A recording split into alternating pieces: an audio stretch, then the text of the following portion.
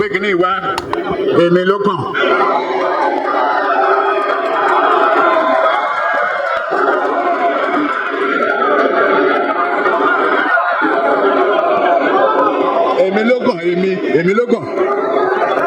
Èmi ló kàn. Grab it, snatch it, run with it. Power is not served a la carte. So it's not a matter of snatching power. It's a matter of knowing what to do with the power you have snatched. So guys, in case you don't know, there are stampedes happening across Nigeria recently. And the latest one happened in Anambra State. Showore has fired at Tinubu for bringing destruction upon Nigeria through his worst economic policies. So guys, in case you don't know, Nigerians were caught up in another stampede in Anambra State after that of Abuja and Ibadan happened. I'm going to allow you to take a look at some of these reactions coming from Nigerians as a result of, the government weaponizing hunger that has claimed the lives of more than 100 persons across Nigeria. Just take a look for yourself. Let me tell you something, for goodness sake. There's a failure of intelligence, a failure of responsibility, and the Nigerian state is responsible for all of the deaths that have happened in Ibadan, in Anambra and Abuja. The Nigerian state could have put things in place. It had agents in place that could have prevented it. There were policemen who ought to be on surveillance in this city. We have surveillance cameras on this city who ought to know that there is a growing crowd there, and they ought to dispatch themselves, waiting for the Catholic Church to inform them. What kind of crass irresponsibility is that? But let's look at. But again, the Nigerian state should take the blame. The Nigerian state should be responsible for these deaths, and it should do everything possible to compensate the families and apologize to the religious bodies, apologize to the Catholic Church, apologize to all of those persons that are trying to use as scapegoats because they were trying to help in a situation of mass hunger. Should we be this hungry as a country that is this rich? Should we be this hungry that our citizens will run after Indomie and die? This is a national tragedy. I'm happy the president has called off his meetings out of respect for this huge embarrassment against this country.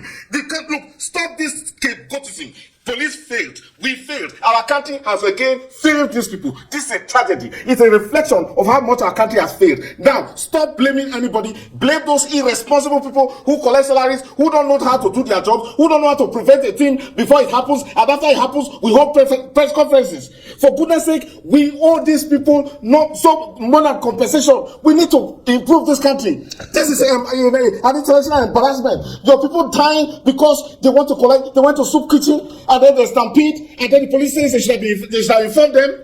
What kind of irresponsibility is this? Let's look at how do we, going forward, what are the measures or perhaps a framework that we need to put in place beyond, informing the police and say, look, you need to be here, or beyond police taking, proactive steps and say, well, we need to go to that place. There's something happening there. What are the things that we need to put in place in terms of measures? Perhaps to checkmate, such incidents. I listened to your interview with the Commissioner of Police. When government officials are given discretion to make regulations, they foresee possibilities. In our own case, and I hate this blame game, in our own case, we do not, and again, this is a call for us to step up, we do not sit down to think and be proactive and to see what possibilities can happen, and then you make regulations.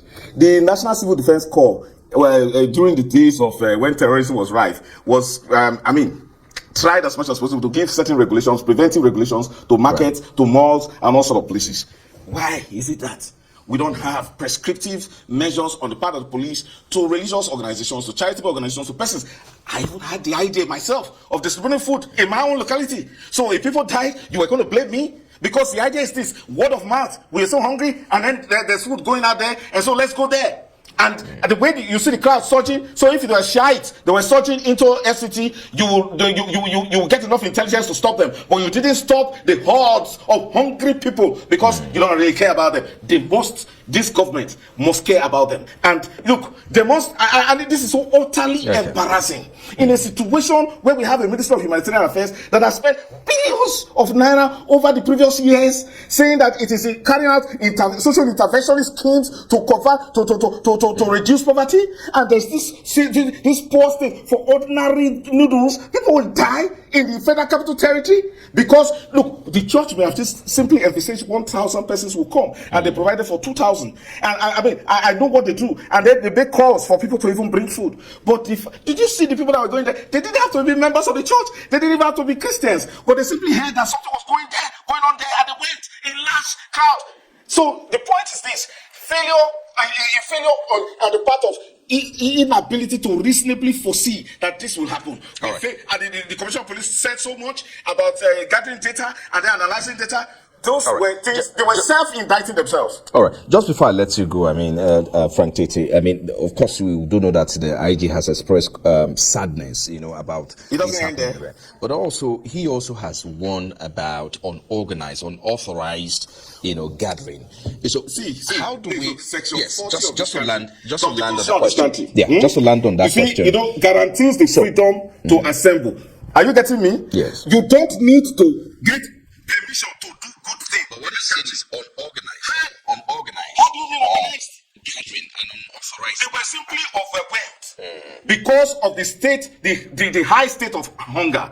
Now, we also I don't want to sound like a broken record, because the idea is that when the crowd was surging, there should have been some form of first response on the part of the police. It didn't happen. That crass negligence, national negligence on our part, makes Nigeria responsible for the death of the persons in Ibadan, in Anambra, and in Abuja. We must take responsibility for it. It is not enough to be sad. It's not enough for us to say we condemn. We console or we express condolence. No, we must stop this political correctness. If we have to be a country that wants to move from this place, and look, it may be happening to these poor people today. Who knows who it will happen to tomorrow? The president goes beyond cancelling his events to taking responsibility. If it doesn't, we will. I believe there are many people around, human rights activists, who will hold this government to account. Okay. Fortunately, on a bright Sunday morning like this, we're compelled to kick off the morning show with an update on yesterday's Stampede in Anambra State, where no fewer than 15 persons are reported dead, with several others injured in the town of Okija in Ihiala local government area of the state. The incident, which happened during the distribution of rice and other household items, comes some days after more than 20 persons were killed in a similar stampede in Ibadan, Oyo State. Our correspondent, Emeka Monye, tells us more. This is not an exodus of people fleeing their community, but people who came to collect palliatives, including bags of rice, gallons of groundnut oil, and other condiments for the Christmas season. Scenes of panic and sorrow emerged as videos surfaced showing lifeless bodies of victims as a result of the stampede which occurred at this venue. Relatives of the victim recount their griefs. I was working somewhere when I received the phone call. One of my elder sisters, not biological sister, but just like a family sister to me, that she died. This is the husband. This is the elder brother, and this is the wife, and even the lost of his wife too. The event, sponsored by Obi Jackson, was organized to provide succor to people of the community during this Christmas season. Our witness accounts revealed that more than 15 lives were lost, while others sustained injuries in the stampede. We came here this morning by 6. So I came here to work, like sharing of rice. I have gotten my uniform yet, and my wife came with me also. So unfortunately, they opened the gate. People started rushing inside. The next thing, they started sending people back again. While they are sending them back, the ones outside are pushing in. So the crowd was much. People were just falling off. How will I put it? Stepping on people's head and necks. At the end of the day, I managed and enter inside. On reaching inside, I saw my little baby crying. I have to carry my baby, rush my baby down home. The next thing, they called me that my younger sister is dead. About 20 or plus people gave up here. So, and it's a sad incident, So, and I don't know. I don't just know what happened, but that's the way we saw it. The latest events bring to a total of 3 stampedes reported in the past 1 week. following events in Ibadan which claimed at least 35 lives on Wednesday and one at the Holy Trinity Church in Maitama, Abuja on Saturday. Emeka Moye, Arise News, Okija. In the meantime, the Inspector General of Police, Kayode Egbetokun, has raised serious concerns about the disorganized nature of distribution of palliatives and relief items during this festive period. This follows the death of not less than 10 persons in Abuja, the Federal Capital Territory, and about 15 others in Anambra State. Here's the report. Christmas is a wonderful time of the year, and a big part of that happiness stems from the culture of sharing. To spread the love of the season, many Nigerians, including associations and religious institutions, embark on sharing of food products to the less privileged. At the Holy Trinity Catholic Church in Maitama, Abuja, the mood has become sober. The church's annual Christmas sharing has taken a tragic twist as thousands of residents scrambled to receive relief items, leading to a deadly crush. The unfortunate incident resulted in the deaths of 10 individuals, including 4 children, and left 8 others with varying degrees of injuries. Okay, there's hungry in this Nigeria. Everybody needs food. Every Nigerian needs food. We need help. We need help. Come and see this. A lot of people that died. The woman. How did it happen? They just opened the gate. In this morning, okay. Everybody just rushed. Then some people fell. Then they now started matching some people. They matched them to death. Like how many people do you know that you saw like that? The one I saw, they are more than 10. They are more than 10. They are more than 10. Men and women are the only women. Women, but children. Women and children. We need help. Even the woman I know. We need help. She died. We are there when the people are pushing there. When they push us, the woman, she stayed at my front. She fell down. I touched the woman. She cannot move. And she's from my side, the same area. We stay together, we stay in the same area. Now the Nigeria hot. Everything make am hot, that is why. That's hunger. That is hunger. You too much. Like me now, I be widow. I just come.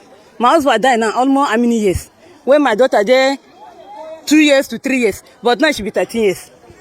So, and with a get on like this, that is why we thank God. The FCT Commissioner of Police, Olatunji Disu, is on ground to help manage the crisis. He says the stampede could have been averted if necessary precautions were taken. We discovered that a lot of people were stampled. It took a lot of effort to be able to move them immediately to the hospital. But unfortunately, we lost 10 people. And I think we had 4 children among those who have lost their lives. I liaised with the hospital authority, who are making frantic effort to work on those who are still in the hospital. About 10 of them have been discharged from the hospital, and I think we have just 4 in the hospital. Only a baby is in critical condition, but they told me he was responding to treatment. And we have made frantic effort to evacuate this place, because even when we came here, we still found over 1,000 or more people still struggling to come in for the palliative. But so far, so good. Situation is calm. The FCT task force, comprising of all the security agencies, have been deployed to assist us in the maintaining peace here. And luckily, we have been able to evacuate this place and directed that this place be kept under lock and key until we finish our investigations. Meanwhile, the Inspector General of Police has mandated all individuals and organizations planning public events, charitable activities, or large gatherings to notify the police in advance for better management.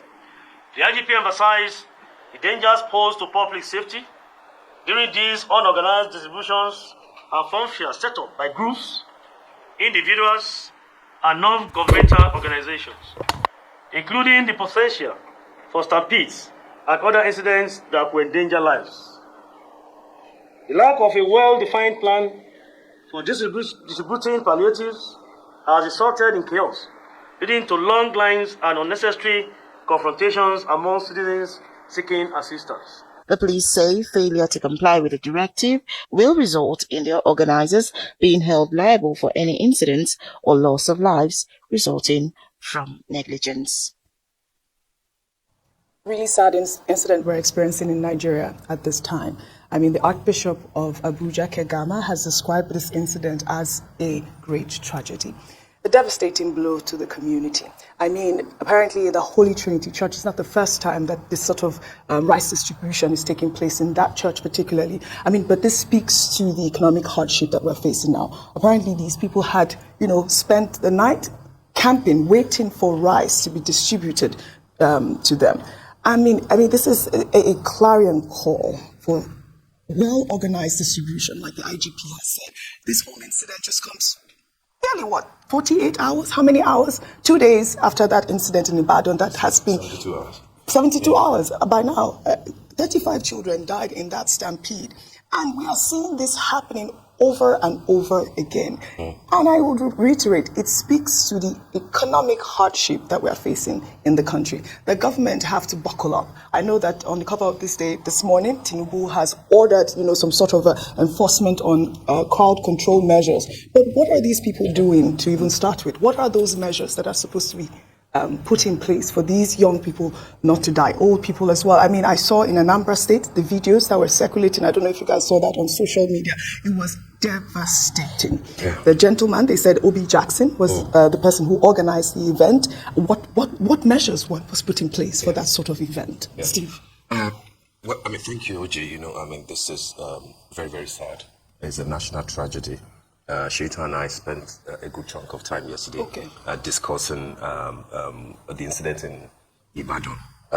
Little did we know that this, by the time that we will be leaving at the studio, yet another tragedy will have happened in another part of the country. OJ, there is poverty in the land, but palliatives cannot cure poverty.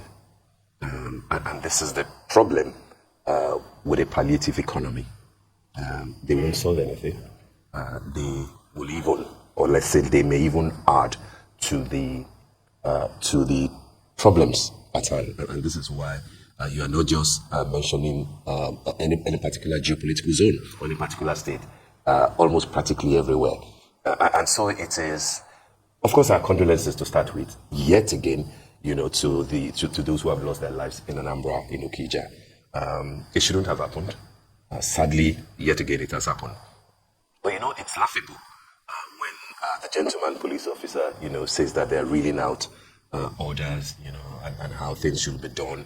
Anybody who contravenes it will have to face the law, particularly at this time of Yuletide. It is not just now. It didn't start now. It's been happening. By the time that you will list, sadly, the number of people who have lost their lives trying to struggle to get either 2,000 naira or 5,000 naira or a cup of rice, not even a bag of rice, all over the country, we probably will have lost more than 100. And I'm talking about right from the beginning of the year. And so when you talk about, people are not following rules, even the customs, which is a government agency, in February of this year, organized some rice distribution palliative thing. 7 people died. February of this year, in Lagos, 7 people died, including sadly a pregnant woman, including a member of the ruling party, who all went there struggling for food.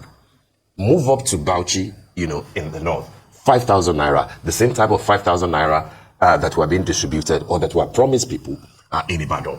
That was what they were trying to collect. In Okija, like in Abuja, it's about rice. Will you find the children or the wives of any rich person or any comfortable person, around here? It is not likely. Even if you do, it speaks not just to the greed of Nigerians, it speaks to the poverty.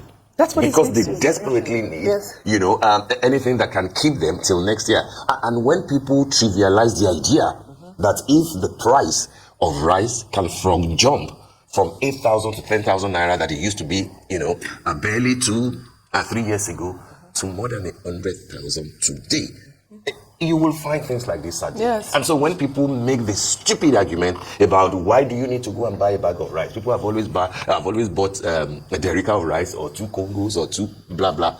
That's nonsensical. Because even if a bag of rice is 100,000, of course derica will be, you know the prices. People can't afford many of these things that we are dealing with, and the situation is dire. It is real, and we're losing the same lives that we claim that we're trying to save with reforms that obviously are challenged. And I hope that the president will understand that when people say that, let's take a look at a few things that, that appear difficult for Nigerians to cope. They're not trying to just castigate you. They mean well. And they're saying, let's take a second look. Issues of fuel, issues of food security, even the issue of minimum wage. At 85,000 naira, you still can't buy a bag of rice. And these are the issues, Uji and Shaitan. I hope that there could be an easier way, but sadly, things are just difficult.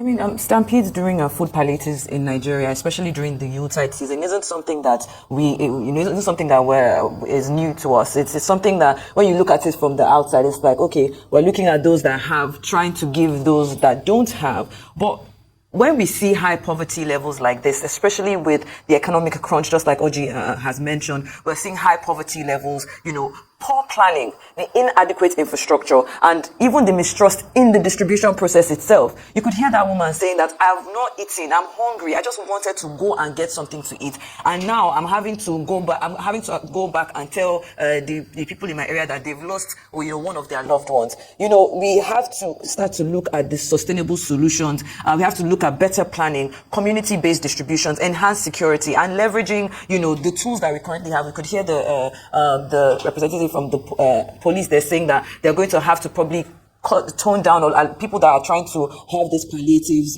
distributions happen, they have to tone down and see the best way that they can manage, mitigate these stampedes. Like I said, better planning. We have to use structured, maybe pre-registered distribution methods. They will tone it down. Organize a palliative for the police, like students did in National State University in March. They will rush it. Police officers will rush it. So that's the most important thing, really, is the crowd control measure that has to be put in place, like the president has said. Now, we're seeing that the stampede that occurred in Ibadan was private sector driven, also in Anambra, private sector driven, now also in Abuja. But we've had all these other sort of distributions that have been going on. I know the First Lady, Remi Tinubu, she's flagged off her distribution in 19 northern countries. That in Kaduna, there was a well-organized process for crowd control measure. And this is what the federal government have to put in place, whether or not, these people have to register their events to the police department in each state, make sure that there are people there are ambulances around if people faint. When there's a huge crowd, I have to tell you guys something. It's not just these food palliatives that don't have, these distributions that don't have a crowd safety measures. Only last night, my children attended the Native Land concert, okay? And literally they were there till about maybe 3 a.m., I believe. And an hour after, I'm completely in shock still, an hour after the stage collapsed. The stage collapsed and there was almost a stampede. I'm hearing that there might be casualties. We don't know how many they are. But what was the crowd control measure there? People were saying there were no ambulances around. People couldn't get out of that area. So these are the things that we have to put in That was place. strange. And I think that LASEMA, the government agency in Lagos State, we did mention them yesterday, must be hearing it. There must be heavy sanctions. There must be. If they are to continue with that constant, it should stop. Apparently because that's the rule with LASEMA. 5 years ago, the same thing happened with the Native Land concert as well. There was a stage collapse and there was almost a stampede. If you put emphasis on gains and profits over human lives and organization, that's what you get. And government should deal with it. LASEMA is known, to uphold the law, and that's why they were set up. We commended Tinubu yesterday for the initiative before he left office as governor. And then it was signed into law by Fashola. Every governor in Lagos State, deals with the issue of LASEMA, and that's an agency of government that will make sure that don't let big manism and underhand. They're going to have a crowd of people because we are seeing an influx of whether it's be foreigners or returnees. We're seeing an influx into Nigeria, into Lagos. That's a so good we're one. going to continue to see a lot of huge gatherings like this. So who posted a picture of himself unconscious after that tragic event? I believe this picture has gone viral with condemnation all over. Rufi. Like we said, it's very sensitive. It is not the time you should be doing this. I know you can't say if somebody is truly ill or not ill, but a lot of people said, where's the bubble in the water that was supposed to be there, the oxygen and everything. I don't know about his state of health, except a qualified doctor does a proper report about his state of health. But it's not the time to now say, I am also a victim. No. it shows a lack of empathy for people that have lost their children. 35 of them and counting are here. Most importantly, it has also shown that Agidigbo had in the past done things or done events that might have caused a stampede. And you can see, we're talking about, Dr. McGill, we're talking about the building laws. Just one ingress point. So the question is, should they have been able to assemble that number of people at that point, with that narrow point?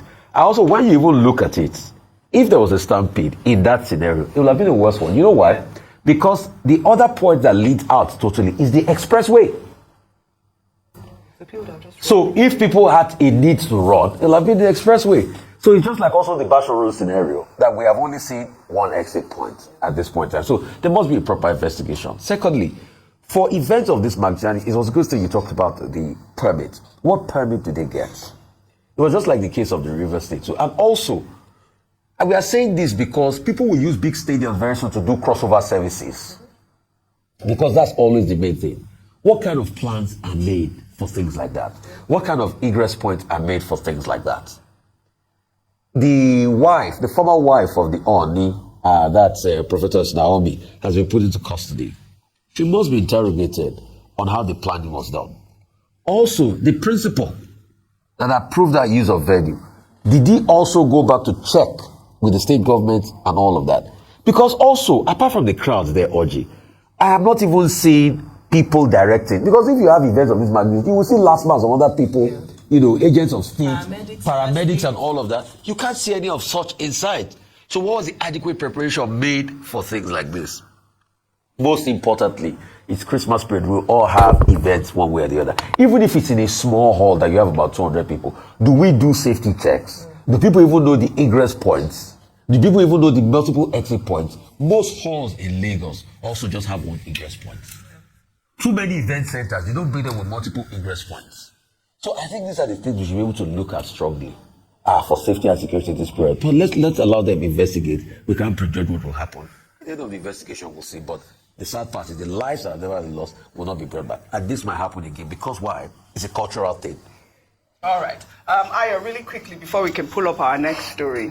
All right, yeah, so, I mean, you said a lot of things. And one of the things I just wanted to say is that the reason why we're following on this is that it's happened before. In 2019, I mentioned a lot that happened in political rally in Port Harcourt.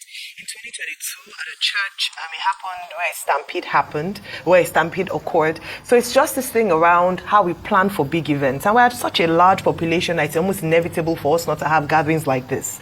So the importance and the way to keep the memory of these children alive and to honor what happened to them or to honor their memories to ensure that we prevent a reoccurrence. And how can we do this? In other parts of the world, in the UK, for instance, when you want to have an event, you had to register, especially depending on the size of the event, register the event with the local authority.